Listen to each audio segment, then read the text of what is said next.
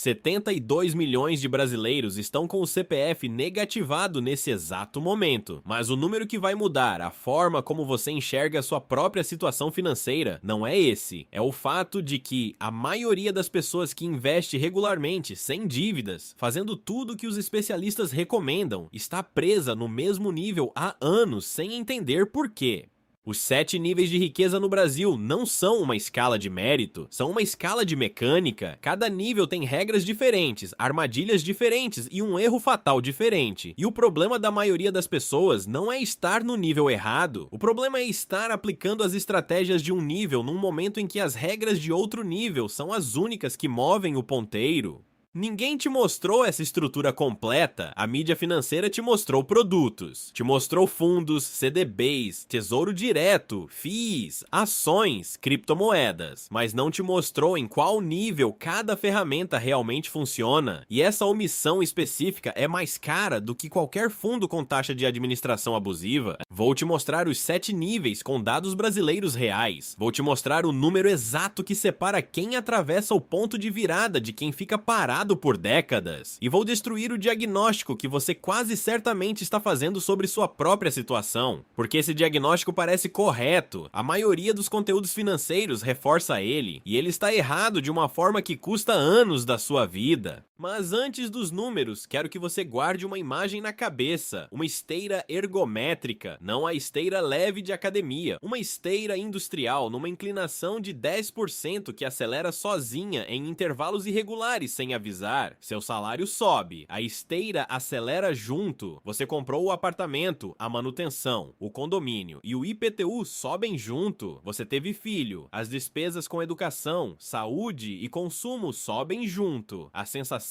é de movimento, o patrimônio líquido fica no mesmo lugar. Esse fenômeno tem nome na economia comportamental, inflação de estilo de vida, mas o nome importa menos do que o efeito concreto. Você trabalha mais, ganha mais, a vida melhora em detalhes visíveis, carro mais novo, restaurante melhor, viagem mais confortável e chega nos 45 anos com a sensação legítima de que o esforço não virou segurança, não é fraqueza, é a mecânica da esteira funcionando exatamente como foi projetada. Cada nível que vou te apresentar é um patamar diferente dessa esteira. A velocidade muda, as regras mudam, e o erro fatal de cada nível é sempre o mesmo tipo de coisa: aplicar a lógica do nível de cima antes de ter terminado o trabalho do nível de baixo. Nível 1 é o endividado, patrimônio líquido negativo, as dívidas superam todos os ativos. Segundo o Serasa Experian, em 2025, 72 milhões de brasileiros adultos estavam inadimplentes, um terço da população economicamente ativa do país. Nesse nível, existe uma única estratégia que faz sentido matemático: eliminar dívidas de alto custo antes de qualquer investimento. O rotativo do cartão de crédito cobrou média de 336% ao ano segundo dados do Banco Central de 2025. Nenhum investimento lícito paga 336%. Investir enquanto existe dívida de rotativo não é estratégia, é aritmética invertida.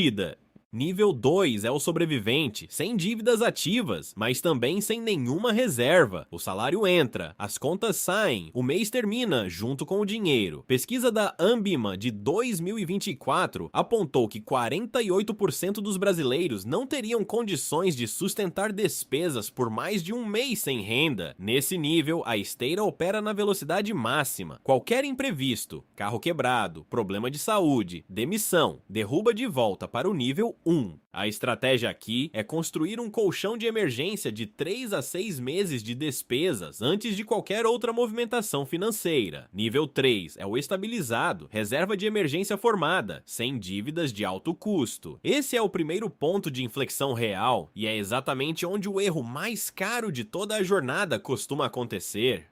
Vou voltar a esse ponto porque ele merece atenção separada. Nível 4 é o acumulador, investe de forma consistente, patrimônio construído geralmente entre 20 e 150 mil reais. Os rendimentos existem, são reais, aparecem no extrato, mas ainda são menores do que o que a pessoa deposita todo mês. O trabalho manual ainda é a força principal, a esteira ainda é mais rápida do que o mecanismo de crescimento do patrimônio. Nível 5 é o independente. O patrimônio cruzou um patamar específico. Vou te dar esse número exato em instantes. E os rendimentos mensais começaram a competir com as contribuições. A esteira ainda existe, mas a pessoa ganhou tração suficiente para subir mais rápido do que o mecanismo puxa para baixo. Nível 6 é o livre. Os rendimentos cobrem o custo de vida escolhido sem necessidade de trabalho obrigatório. Independência financeira real. Nível 7 é o próximo.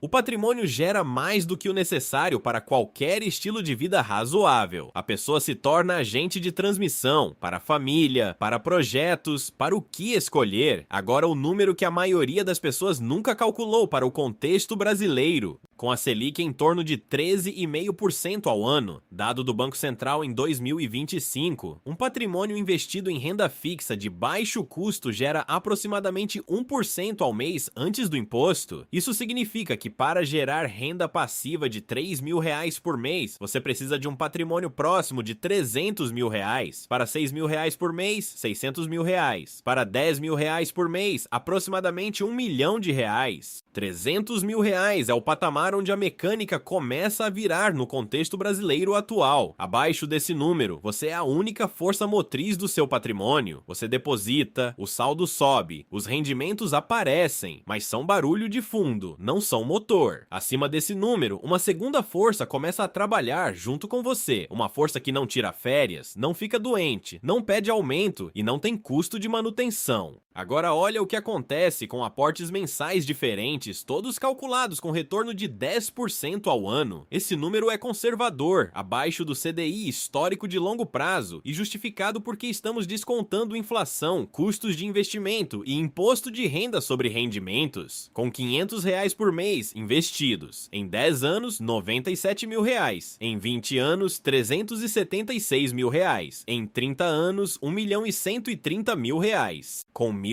por mês, em 10 anos, R$193.000, em 20 anos, R$754.000, em 30 anos, R$2.200.000, com R$2.000 por mês, em 10 anos, R$386.000, em 20 anos, R$1.500.000, em 30 anos, R$4.400.000. O retorno foi constante, o tempo foi constante, a única variável foi o valor mensal depositado, e o resultado em 30 anos saltou de R$1.130.000 para R$4.400.000. Mas essa tabela esconde o número que realmente importa. Com R$500 por mês, o patrimônio não cruza R$300.000 antes de 22 anos de investimento. Você passa mais de 2 décadas inteiras no nível 4. A segunda força motriz leva mais de 20 anos para acordar. Você carrega o peso sozinho por toda a primeira metade da jornada. Com R$2.000 por mês, você cruza R$300.000 por volta do 12º ano. São 10 anos a mais com a segunda força trabalhando a seu favor. 10 anos de rendimentos competindo com seus aportes. 10 anos de mecânica que você não precisou suar para ter. Só precisou não desperdiçar a janela de tempo.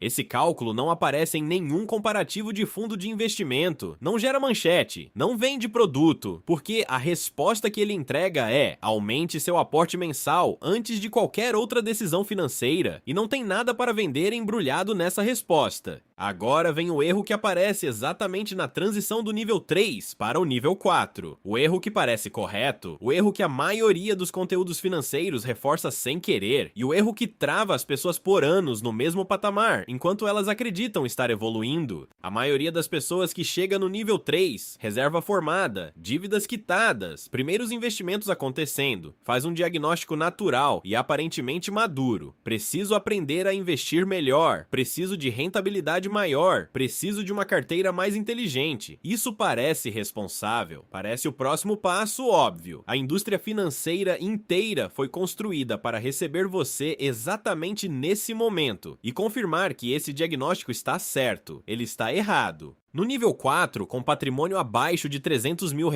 a rentabilidade não é o que move o resultado, é o aporte mensal. Com R$50 mil investidos, a diferença entre 10% e 12% ao ano representa menos de R$90 por mês. Isso não muda nenhum cenário de vida. A mesma energia gasta em buscar rentabilidade 2 pontos acima poderia ser usada para encontrar como aumentar o aporte em R$300 por mês. Esses R$300 a mais, com 10% de retorno, ao longo de 25 anos, constroem mais de R$350 mil adicionais. Você acha que o problema é rentabilidade? O problema real é o tamanho do aporte mensal. No próximo bloco, vou te apresentar a Renata, 47 anos, analista de controladoria em São Paulo, renda de R$8 mil por mês, investindo há 12 anos sem ter perdido um único mês, conta com R$180 mil, e presa no nível 4 sem entender por quê, porque o diagnóstico que ela fez sobre si mesma é exatamente esse diagnóstico errado que acabei de descrever. Se você está chegando nessa análise pela primeira vez, se inscreve no canal. O algoritmo do YouTube não vai te mostrar esse tipo de conteúdo de volta se você não fizer isso. Aqui a gente faz esse trabalho toda semana. Renata tem 47 anos, analista sênior de controladoria numa empresa de logística em São Paulo, renda líquida de R$8 mil por mês. Ela começou a investir aos 35 depois de ler um livro de educação financeira que a convenceu de que era hora de parar de deixar dinheiro parado na poupança. Desde então, não perdeu um único mês, 12 anos de aportes consistentes, sem cartão de crédito rotativo, sem empréstimo pessoal, sem financiamento de bem de consumo. Do ponto de vista comportamental, Renata é o perfil que todo conteúdo financeiro usa como exemplo de sucesso. O saldo dela hoje é de R$180 mil. Ela olha para esse número e sente algo que não consegue nomear direito. Não é exatamente frustração, é uma espécie de desconfiança. 12 anos de disciplina real, sem falhas, e o número parece menor do que deveria. Ela foi atrás do diagnóstico que faz sentido. Provavelmente a carteira dela não está otimizada. Ela pesquisou fundos multimercado com histórico acima do CDI, assistiu vídeos sobre FIIs com yield alto. Considerou alocar uma parte em ações de empresas sólidas para tentar melhorar o retorno médio da carteira. Esse diagnóstico parece correto, parece o próximo passo natural de uma investidora que amadureceu e vai custar a ela mais do que qualquer fundo com taxa abusiva já custou. O problema de Renata não é a rentabilidade da carteira, é o tamanho do aporte mensal que ela manteve constante por 12 anos enquanto a renda dela cresceu. Ela abriu a conta com aporte de R$800 por mês. A renda dela era de R$4.500 líquidos na época. Hoje, a renda é de R$8 mil. O aporte continua em R$800, porque ela nunca voltou no sistema do banco para atualizar o débito automático. A vida melhorou em detalhes visíveis. O aporte ficou onde estava, a esteira acelerou, o ponteiro parou. R$800 por mês, com 10% ao ano, durante 12 anos, dão aproximadamente R$173 mil. Renata tem R$180 mil, levemente acima, porque os primeiros anos tiveram Selic mais alta e ela acertou algumas escolhas de produto. O cálculo bate, o problema está na aritmética bruta do aporte, não na seleção de ativos. Agora olha o que acontece se Renata tivesse corrigido o aporte pela inflação a cada 2 anos, uma decisão de 15 minutos a cada 24 meses, começando em R$800 e ajustando pelo IPCA, acumulado em cada janela, o aporte médio ao longo de 12 anos teria ficado em torno de R$1.300. Com esse aporte médio e o mesmo retorno, o saldo hoje seria de aproximadamente R$282 mil. A diferença de R$100 mil não veio de escolha melhor de fundo, veio de um ajuste automático que nunca foi feito porque ninguém avisou que era necessário. Isso tem um nome: inércia institucional. O sistema foi configurado uma vez. O valor digitado no formulário de abertura de conta 10 anos atrás continua sendo executado com precisão cirúrgica todo mês. Não porque é o valor correto, mas porque ninguém mudou. Os bancos e corretoras não te mandam lembrete para aumentar o aporte. Não existe receita para eles nessa ligação. Existe receita em te vender o próximo produto financeiro quando você chegar preocupado, achando que o problema é rentabilidade. Vou provar com números porque buscar rentabilidade maior é o movimento errado para a Renata agora. Com R$180 mil e R$800 por mês de aporte, 2 cenários para os próximos 18 anos até ela completar 65 anos. Cenário 1. Renata mantém o aporte em R$800, mas melhora a rentabilidade de 10 para 12% ao ano. Um desempenho que a maioria dos fundos multimercado não sustenta por 18 anos consecutivos, segundo o levantamento da Associação Brasileira das Entidades dos Mercados Financeiro e de Capitais, a ANBAMA, publicado em 2024, que mostrou que menos de 15% dos fundos multimercado brasileiros superaram o CDI em janelas de 10 anos. Saldo final, aproximadamente R$1.300.000. Cenário 2. Renata mantém o mesmo fundo índice conservador de 10% ao ano, mas aumenta o aporte para R$1.600 por mês, 20% da renda líquida atual. Saldo final, aproximadamente R$1.700.000. O cenário 2 entrega R$400.000 a mais, com menor risco, sem necessidade de monitorar fundo nenhum, sem o risco comportamental que vem junto com carteiras mais voláteis. E aqui está o dado que a indústria financeira prefere que você não veja com clareza. A Dalbar, empresa americana de análise de comportamento de investidor, publica anualmente desde 1994 a diferença entre o retorno do mercado e o retorno que os investidores reais capturam depois das decisões de compra e venda. No período de 20 anos encerrado em 2023, o índice americano S&P 500 retornou aproximadamente 10,2% ao ano. O investidor médio de fundo de ações capturou 6,8%, uma diferença de 3,4 pontos percentuais, não por causa de taxas, mas por causa de comportamento. Comprar depois que o mercado subiu e vender depois que caiu. No Brasil, o fenômeno é ainda mais pronunciado porque a volatilidade histórica do mercado brasileiro é mais alta e os ciclos de euforia e pânico são mais comprimidos. Uma pesquisa da XP Investimentos, com base em dados de 2022, mostrou que investidores de varejo em fundos de ações brasileiros capturaram em média 42% do retorno do índice Ibovespa no período de 10 anos analisado. 42% o fundo performou.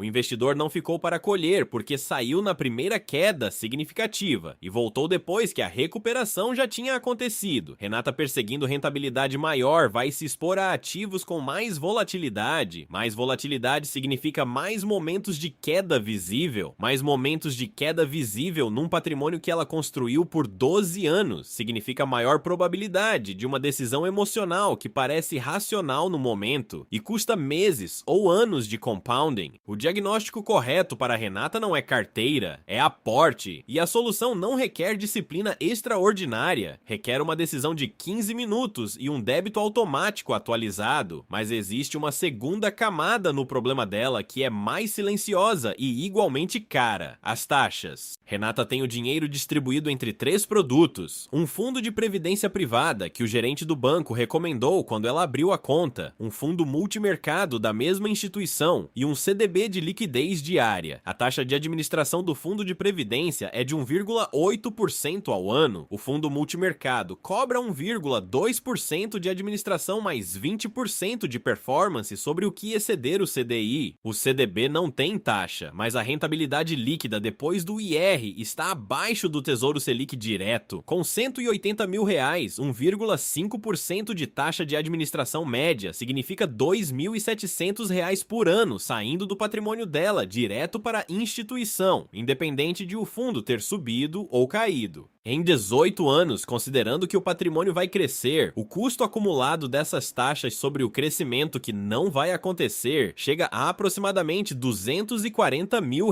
não 240 mil em taxas diretas, 240 mil em compounding que as taxas consumiram antes de chegar até a Renata.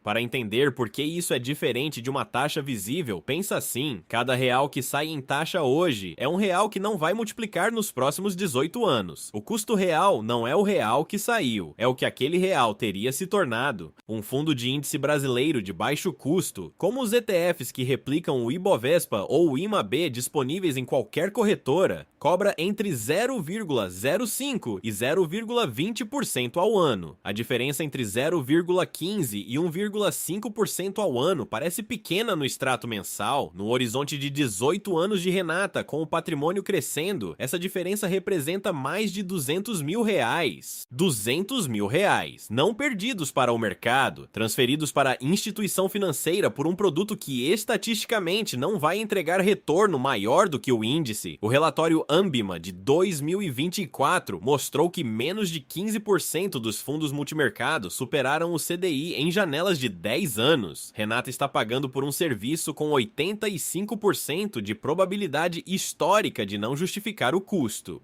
Agora vou te mostrar a armadilha invisível que está diretamente ligada ao nível onde Renata está presa, e é a armadilha que mais aparece em pessoas que fizeram tudo certo até aqui. Sabe aquele perfil que você segue nas redes que mostra o extrato com R$700 mil e diz que chegou lá em 7 anos? Você olha, compara com o seu número e a conclusão automática é: minha estratégia está errada. Essa comparação faz você comparar o seu mês 12 com o ano 18 de outra pessoa, sem ver herança, salário inicial, custo de vida, nem aportes passados. Pesquisa da Vanguard de 2025 documentou que investidores que comparam ativamente com benchmarks externos têm 3 vezes mais probabilidade de fazer realocações desnecessárias que reduzem o retorno de longo prazo. A comparação não motiva, ela desregula. Renata está comparando o saldo dela com conteúdo de redes sociais que mostra o resultado, mas nunca mostra o processo. Está concluindo que a estratégia dela está errada. E o que ela vai fazer se tomar esse caminho é introduzir volatilidade emocional num patrimônio construído com consistência real, aumentando a probabilidade de uma decisão de pânico que vai custar mais do que qualquer taxa abusiva já custou.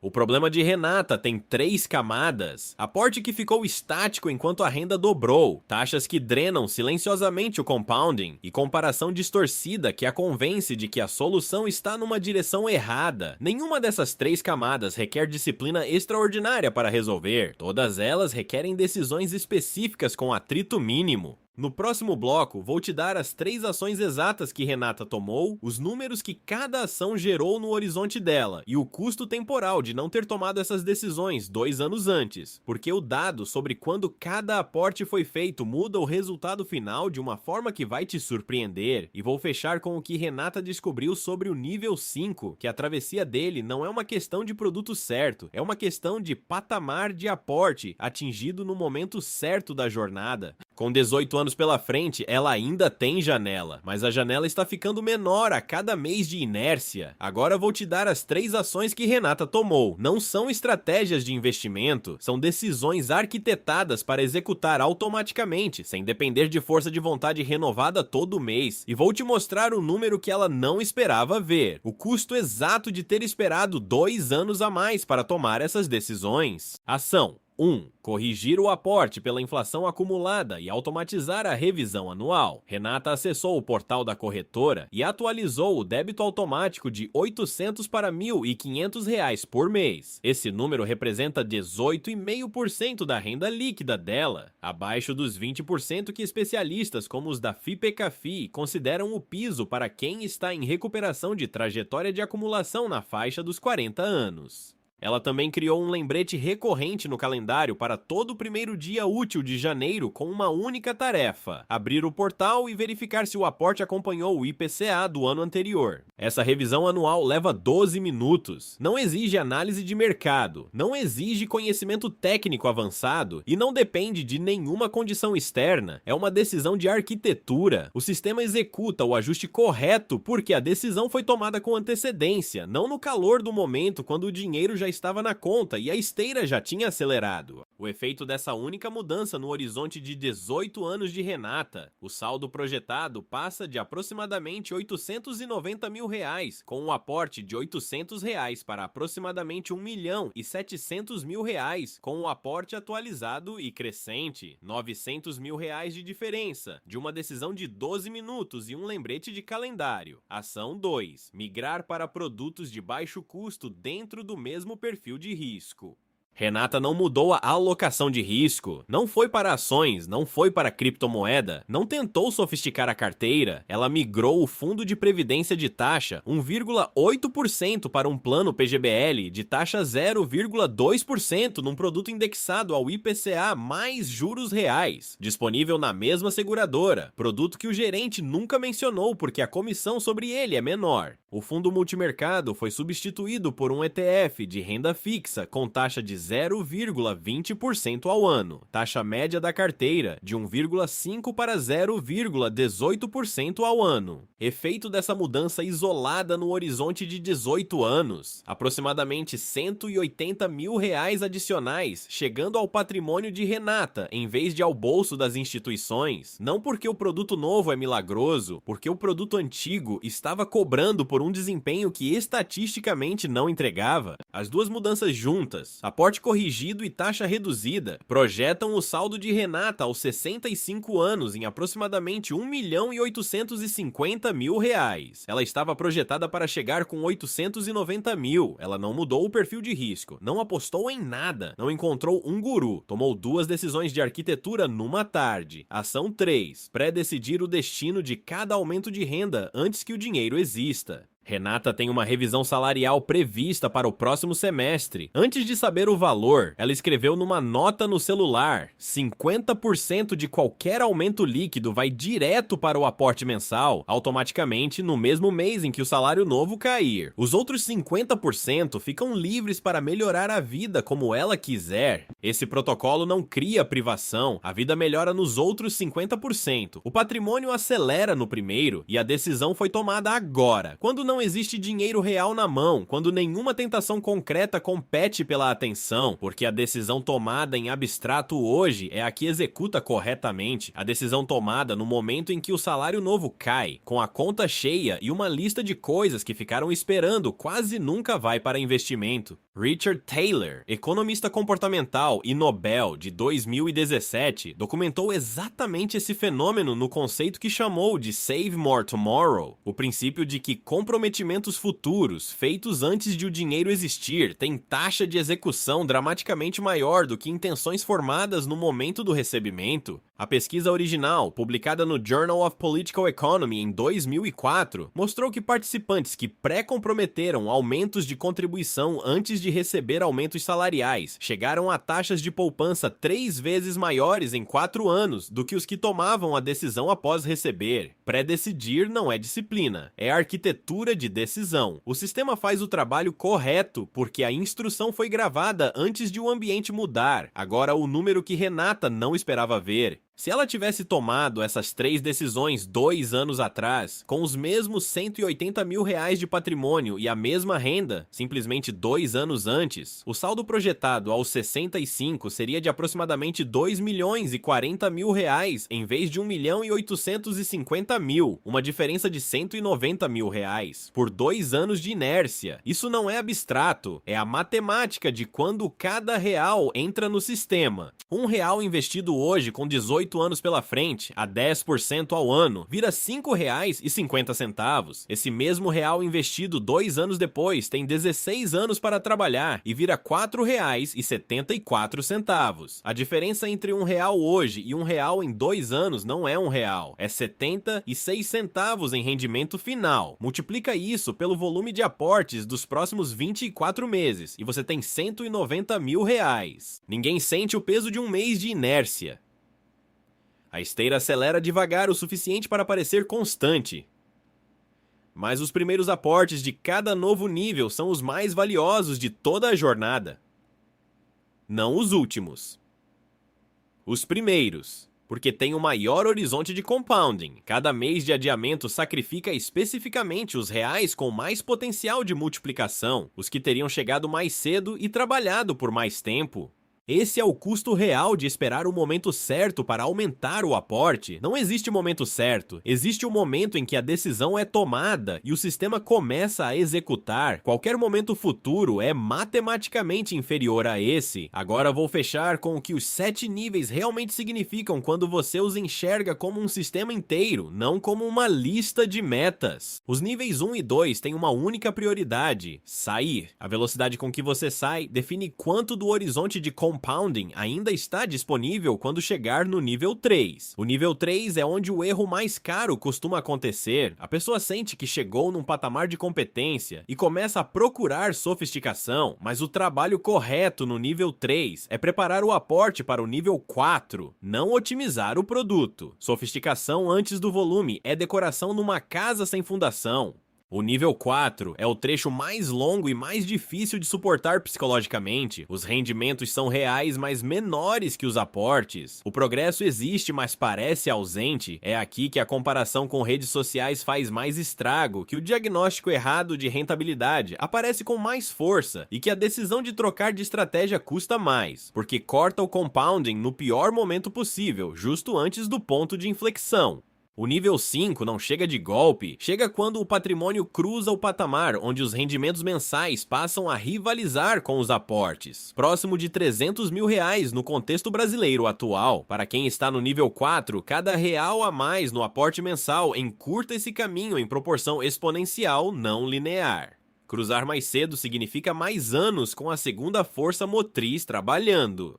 Os níveis 6 e 7 são consequências matemáticas de ter cruzado o nível 5 cedo o suficiente. A estrutura inteira não é sobre escolher o produto certo, é sobre entender em qual fase do motor você está e aplicar a estratégia correta para aquela fase. Renata entendeu isso. 3 meses depois de tomar as 3 decisões, o extrato dela não mudou dramaticamente. A esteira ainda está ligada, a aceleração ainda existe, mas agora ela sabe qual é o número que importa. O patamar de R$300 mil que separa o nível 4 do nível 5. E ela sabe quando vai cruzar esse patamar com os aportes atualizados, aproximadamente em 4 anos e meio, contra os 9 anos que levaria com o aporte antigo. 4 anos e meio a menos no nível 4, 4 anos e meio a mais com a segunda força motriz trabalhando. No horizonte total dela, essa antecipação se traduz em mais de R$300 mil adicionais no saldo final, sem nenhum produto diferente, sem nenhuma aposta, sem nenhum sacrifício de estilo de vida. Aqui estão as 3 ações com atrito mínimo para você sair desse vídeo com algo concreto. Primeira, hoje, não essa semana, hoje. Entra no portal da corretora ou do banco e calcula quanto do crescimento do seu patrimônio no mês passado veio de rendimento e quanto veio do seu aporte. Se o aporte responde por mais de 70% do crescimento mensal, você está no nível 4 e a prioridade é aumentar o aporte, não otimizar a carteira. Anota o número e cria o lembrete de calendário para a revisão anual. Segunda, abre o extrato de qualquer fundo que você tenha e procura o campo taxa de administração. Se o número estiver acima de 0,5% ao ano, vai no site da B3 ou de qualquer corretora e compara com o ETF equivalente mais barato disponível. Usa uma calculadora de juros compostos e coloca a diferença de taxa pelo seu horizonte de tempo. O número que aparecer vai motivar a migração mais do que qualquer argumento. Terceira, escreve agora, antes de fechar esse vídeo, qual é o próximo evento financeiro previsível na sua vida? Aumento, bônus, 13º, quitação de parcela, imposto de renda restituído, escreve o valor aproximado e a porcentagem que vai direto para investimento antes de qualquer outra destinação, não quando chegar. Agora em abstrato, enquanto o dinheiro não existe e nenhuma tentação concreta compete pela decisão. Os 7 níveis de riqueza no Brasil não são uma escala de mérito, são uma escala de mecânica. Cada nível tem regras diferentes, e a pessoa que entende em qual nível está e aplica a estratégia correta para aquele nível específico não está fazendo nada de extraordinário, está simplesmente parando de lutar contra a esteira e começando a usar o mecanismo dela a seu favor. A esteira continua ligada, a diferença é quem está controlando a velocidade. Se esse tipo de análise faz sentido para você, se inscreve no canal. Esse conteúdo só chega para quem precisa se o algoritmo entender que vale distribuir, e ele só entende isso com inscrição. Aqui a gente faz esse trabalho toda semana, com dados